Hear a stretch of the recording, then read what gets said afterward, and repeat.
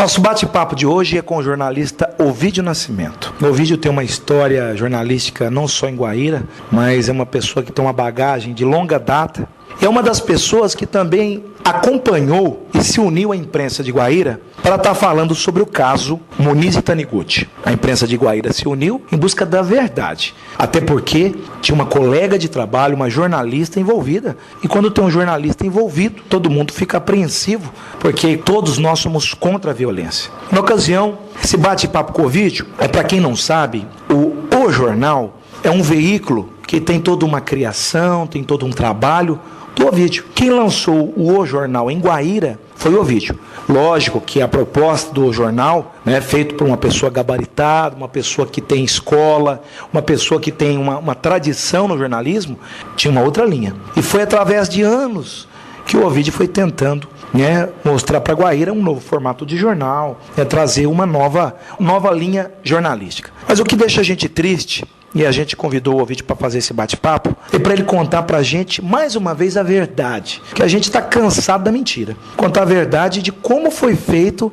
essa negociação do jornal, que saiu das mãos dele e foi para as mãos da jornalista Muniz Taniguchi, até porque ainda tem algumas pessoas que vinculam, mas esse veículo não era do Ovidio, agora é da Muniz, por que essa linha jornalística? Ovidio, bom dia, é um prazer estar te recebendo aqui na Rádio Cultura, você que para nós jornalistas e para nós guairenses é um orgulho, é você que tem uma história na comunicação, uma bonita história que a gente sabe que você vai estar colocando, né, num livro a partir do ano que vem. Bom dia, Marcelo, ouvinte da Rádio Cultura. É um prazer falar nesse microfone mais uma vez, onde estive pela primeira vez há 50 anos atrás. E é sempre um orgulho falar pela Rádio Cultura.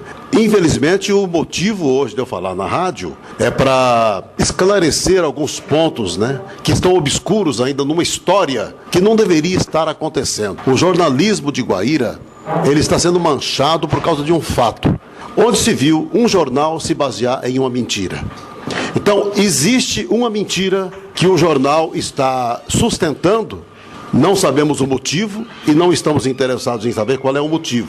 Mas o jornal, hoje, sob o comando da empresa Muniz e Taniguchi, é um jornal que adotou uma linha não jornalística, é um jornal parcial. Então, é um jornal que está mostrando apenas uma face. E, pior do que tudo isso, mostrando apenas uma face do fato, está denegrindo a imagem de pessoas e está utilizando um espaço que deveria ser para informações sérias para jogar pessoas contra pessoas. Eu devo esclarecer inicialmente que eu só me desfiz do jornal por uma questão particular. Seguinte, no próximo ano eu completo 50 anos de atividade na minha profissão e esse ano eleitoral, eu não queria que o jornal fosse utilizado nas minhas mãos para conseguir votos. Não era meu plano, nada disso. Mas aí, como eu tinha o plano de o ano que vem lançar um livro, vou me dedicar ao meu livro e dedicar a minha outra atividade, que é uma rede de vídeos, e vou ter tempo suficiente para fazer essas duas coisas sem ter que me preocupar com o jornal, porque sabemos que um jornal dá muito trabalho, especialmente em época de campanha eleitoral. Quando a Muniz falou dos seus planos de fazer um jornal eclético, um jornal que ouviria todas as partes, um jornal que mais se pareceria com o Globo, a gente ficou animado, né, em passar para ela essa responsabilidade, deixando na mão dela um trabalho de vários anos, né, na certeza de que haveria continuidade num ritmo parecido. Mas quando saiu a primeira edição, nós percebemos que o jornal ia tomar um rumo diferente daquele que havia sido combinado entre eu e ela.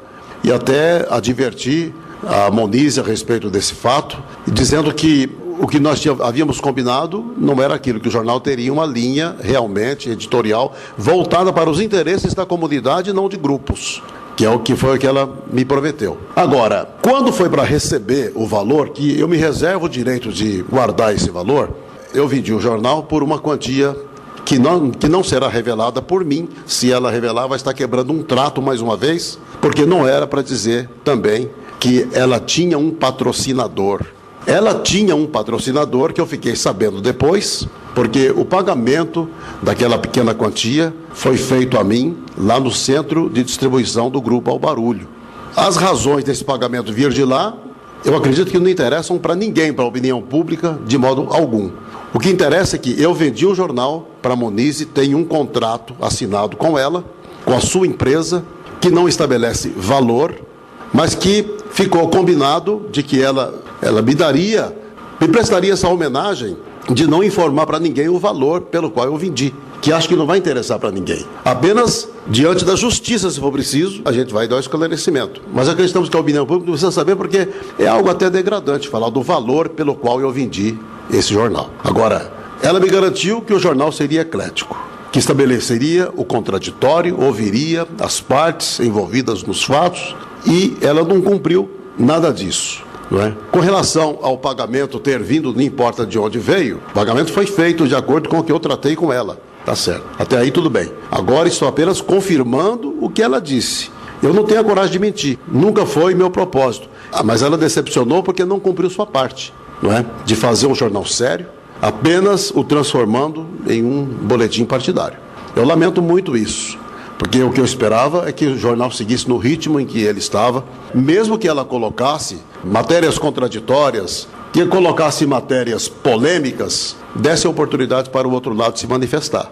Que isso é o princípio do jornalismo. Agora, nós estamos num regime de democracia. O jornal é um instrumento da democracia, né? Então, nele não cabe mentira de modo algum. Eu acredito que eu esteja completamente tranquilo em relação a tudo isso que aconteceu. Como vendi o jornal para ela, poderia ter vendido para qualquer uma outra pessoa, mas ela foi a primeira pessoa que se manifestou interessada, não é?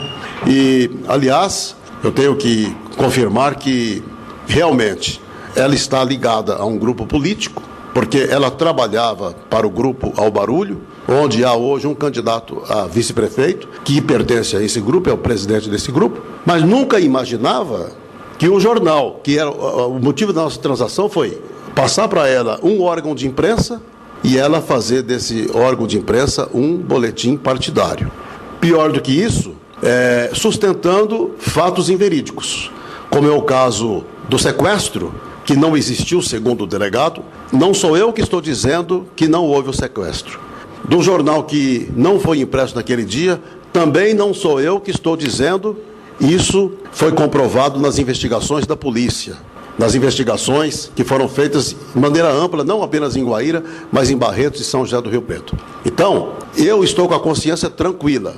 Ela está tentando sustentar uma mentira, utilizando ainda esse jornal, com o qual não tenho ligação nenhuma mais. Mesmo porque também lá dizem que não se chama mais O Jornal, e sim o Novo O Jornal. Então já se transformou em uma outra coisa. Eles querem dizer que este é um novo jornal. É o novo jornal, já não é mais aquele jornal como não era desde o início que ela fez a primeira edição sobre os cuidados dela. Ovídio, você já trabalhou em várias campanhas eleitorais e já também trabalhou para vários prefeitos da cidade. Na verdade, você tem uma história em Guaíra. Dependente do partido, você já teve a oportunidade de trabalhar para situações e para oposições. Você já viu uma situação política tão ferrenha como nós estamos vivendo nos dias de hoje? Não, nunca vi.